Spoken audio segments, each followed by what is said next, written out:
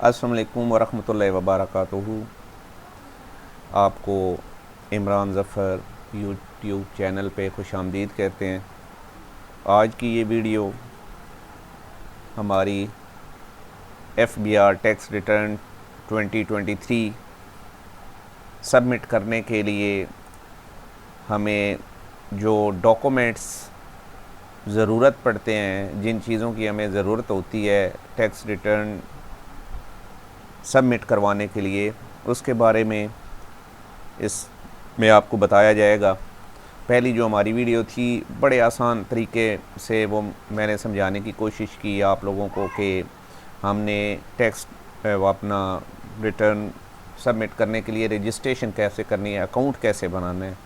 उम्मीद करता हूँ कि आपने वो वीडियो देखी होगी, उसका लिंक ऊपर मैं दे भी दूँगा। तो अगर नहीं देखी वो पहले देख लें। तो अगर आप अकाउंट बना चुके हैं तो उसके बाद टैक्स फाइल रिटर्न सबमिट करने से पहले हमें किन चीज़ों की ज़रूरत है उनको हम जो है वो देखेंगे। Before file your tax return, इससे पहले हमें किन चीज़ों की ज़रूरत पड़ेगी जो हमारे पास पहले से होनी चाहिए और हमें फिर किसी किस्म की परेशानी का सामना नहीं करना पड़ेगा। तो सबसे पहले तो आपके पास अकाउंट होना चाहिए आयरस पे, FBR वेबसाइट पे उसकी रजिस्ट्रेशन कर लें। अगर नहीं की हुई तो कर लें, और अगर ऑलरेडी आपने कर रखी है तो फिर इसकी ज़रूरत नहीं है स्टेप की। नेक्स्ट जी, आपको टोटल सैलरी जुलाई से लेकर जून तक, जो भी करंट ईयर है और प्रीवियस उनको मिला के जुलाई से जून तक जो माली साल कहलाता है उस तक आपने देखनी है। तो अभी 2023 है, तो हम जुलाई 2022 से जून 2023 तक की सैलरीज़ जो हैं उनको हम पहले लिख लेंगे और उनको जमा कर लेंगे। इसके बाद आपको सैलरी से ऑफ जून 2023 यानी करंट ईयर की जून की सैलरी स्लिप चाहिए होगी। जो सैलरी पर्सन है आपकी सैलरी स्लिप आती है उस पे, उसका फ़ायदा ये होता है कि आपको जो आपने वहाँ पे बताना है कि आपने कितना टैक्स आपका कटा है वो उस पे लिखा हुआ होता है। पेएबल टैक्स लिखा होता है, रिकवर्ड टैक्स लिखा होता है, एग्जेम्प्टेड लिखा होता है। तो उससे आपको पता चल जाता है, आपको हर महीने की सैलरी स्लिप में से वो चीज़ देखने की ज़रूरत नहीं होती।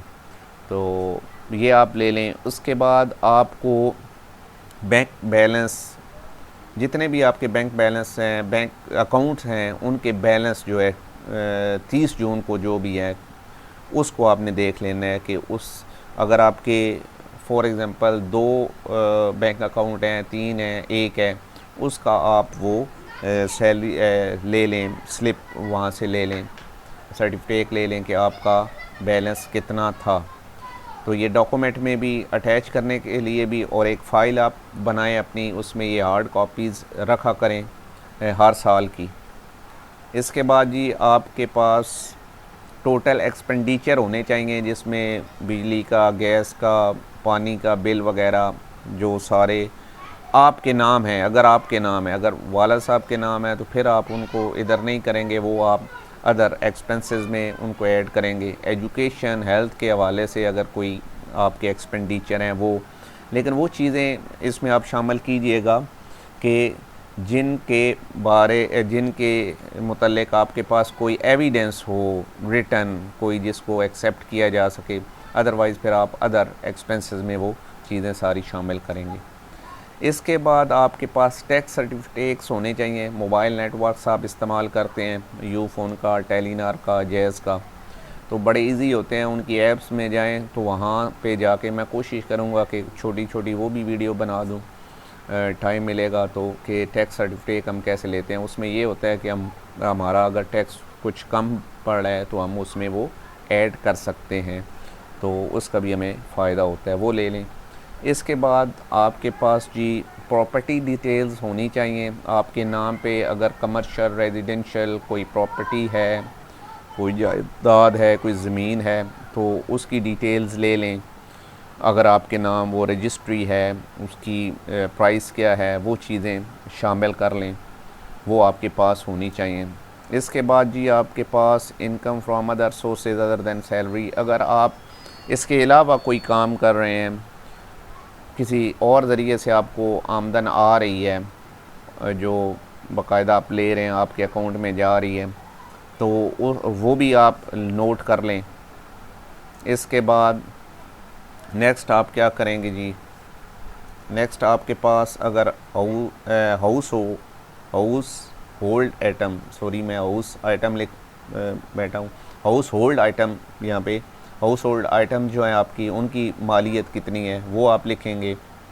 और उसके बाद प्रीशियस पोजेशन, अगर आपके पास कोई ज्वेलरी इस तरह की चीज़ें हैं, वो कितनी मालियत की हैं, बेशक वो आपकी वाइफ की पोजेशन में है, वो भी आप मेंशन कर सकते हैं।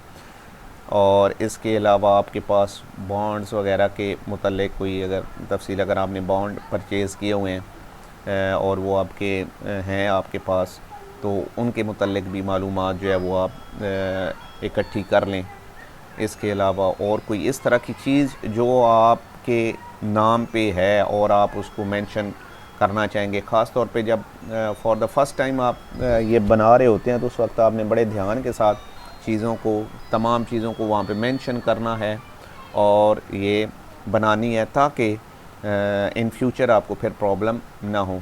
बाज़ औक़ात मैंने ये देखा है, ये नोटिस में आया है कि आप जब पहली दफ़ा करते हैं तो उस वक्त कुछ चीज़ें मिस कर देते हैं और फिर आगे जाके फिर उनको मैनेज करना जो है मुश्किल हो जाता है, रिवीजन करवानी पड़ती है। तो बेहतर है कि पहले ही आप सारी चीज़ें जो आपके नाम पे हैं उनको आप उसमें शामिल कर दें।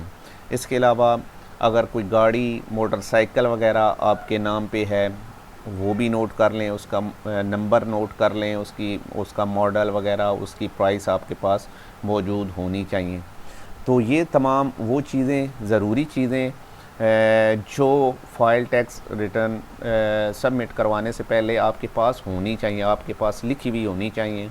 अगर ये चीज़ें आप लिख लेंगे तो बड़ी आसानी होगी जब हम आगे उसको टैक्स रिटर्न फाइल सबमिट करवाएंगे, तो उसमें इन चीज़ों की हमें बड़ी ज़रूरत पड़ेगी।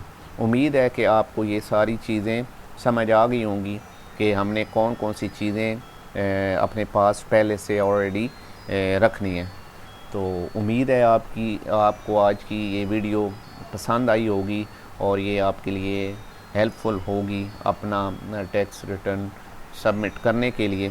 तो इन चीज़ों को आप ज़हन में रखिएगा।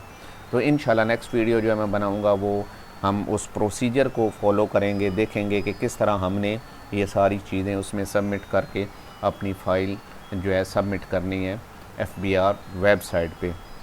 तो आपसे गुजारिश है कि हमारे चैनल को सपोर्ट भी करें, सब्सक्राइब करें, शेयर करें, लाइक करें। बहुत शुक्रिया। अल्लाह हाफिज़।